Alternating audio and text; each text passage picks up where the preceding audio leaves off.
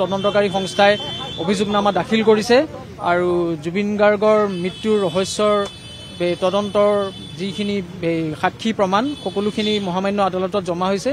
এতিয়াৰ পৰা বিচাৰ প্ৰক্ৰিয়া আৰম্ভ হ'ব আৰু অভিযোগনামাত কি আছে সেই সকলো তথ্য আমি তাৰে চাৰ্টিফাইড কপি এপ্লাই কৰাৰ পিছত চাৰ্টিফাইড কপি পোৱাৰ পিছতহে আপোনালোকক জনাবলৈ সুবিধাজনক হ'ব বুলি মই ভাবোঁ। আজি অভিযোগনামা জমা হৈছে, তাৰ ভিত্তিত গোটেইখিনি এতিয়া এলকেশ্যন কৰা হ'ব। তাৰ ভিত্তিত এই মহামান্য ন্যায়ালয়ে নিৰ্দেশ প্ৰদান কৰিব। তেওঁলোকে যিসকল অভিযুক্ত তেওঁলোকৰ বিৰুদ্ধে যি এই সাক্ষী প্ৰমাণ আহিছে সেই গোটেইখিনিৰ ওপৰত যি ধাৰা তাত সন্নিৱিষ্ট কৰা হৈছে সেই ধাৰাবিলাকৰ ওপৰত গোটেইখিনি বিবেচনা কৰি পেলাই মহামান্য আদালতে বিচাৰ প্ৰক্ৰিয়া আৰম্ভ কৰিব। তাৰ পিছতহে এই পুংখানুপুংখভাৱে আপোনালোকক জনোৱাটো উচিত হ'ব।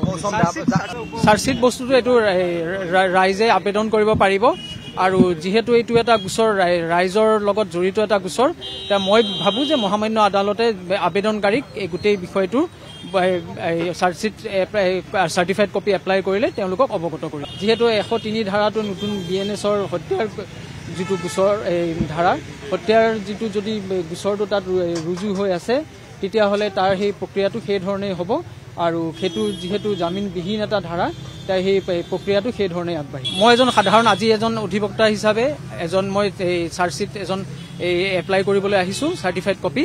তাৰ পিছৰ প্ৰক্ৰিয়াত তাত জনা যাব যে কি ধৰণে তদন্ত প্ৰক্ৰিয়াটো আগবাঢ়িছে।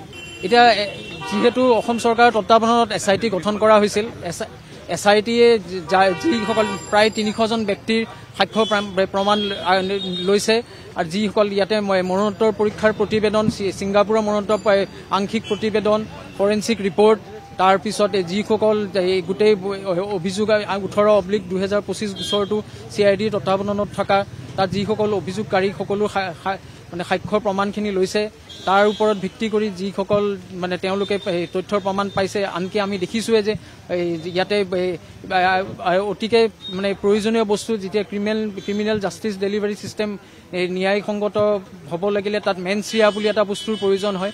মেনচিয়া অৰ্থাৎ মটিভ, ইয়াতে মটিভটো বিচৰা যাব যদি কাৰোবাৰ প্ৰতি কিবা কৰা হয়।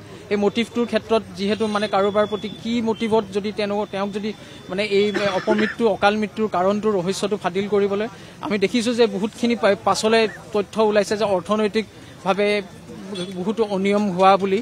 এই অৰ্থনৈতিক অনিয়মবিলাকৰ যি তথ্য প্ৰমাণ তেওঁলোকে আনকি আমি দেখিছোঁ যে SIT বিহু কমিটিসকলকো মাতিছে যে তেওঁলোকৰ পৰা তথ্য প্ৰমাণ যুগুত কৰিবলৈ।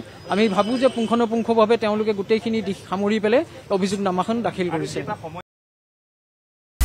আপুনি বিচৰা বাতৰি পাব কেৱল News 18 এপত। News 18 এপ ডাউনলোড কৰিবলৈ স্কেন কৰক এই QR কোড। Google Play Storeতো পাব এই News 18 এপ।